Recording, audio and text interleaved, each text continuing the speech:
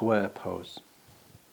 Well, it's a lovely preparation pose, this, for the lotus pose.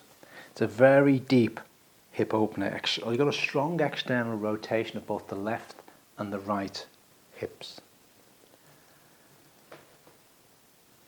Again, with most forward flexions, good for the digestion, good for the liver, bit of a liver squeeze. And from a meridian point of view, it's the liver, kidney and gallbladder meridians. Especially in that forward fold, you get the urinary bladder line.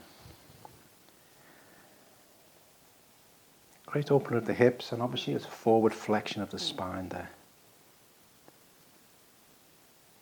So how do you get into this pose? From a normal cross-legged position,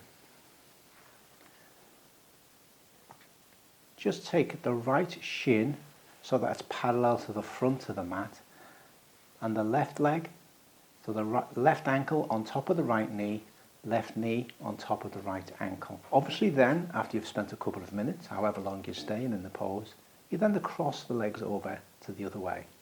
So you can just sit as a basic in the upright position there.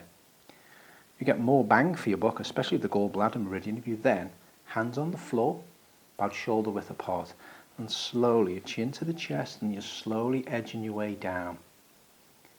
So you may want to consider some props here, whether it's a bolster across the thighs, or on the head or torso, or whether you might want to block in between the knees,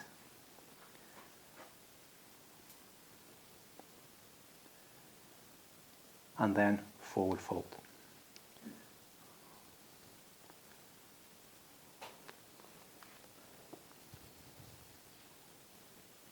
Decompresses the lower back obviously when you forward fold.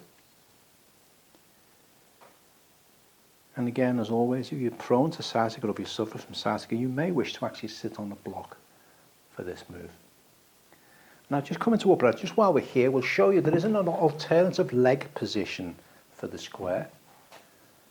And that's effectively, go to a normal cross-legged position, and rather than stacking them, so as your left leg is forward there, put one shin parallel to the front of the mat, and the other shin parallel to the front of the mat, but behind the left.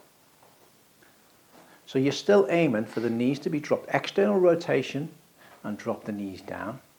Most important part of this is that both shins are trying to be as perpendicular to the front of the mat as you can. Not perpendicular at all, is it? It's in line with. Parallel to the mat. And then the forward fold, considering maybe a bolster or a block for your head for support. Depends on how far forward you get down.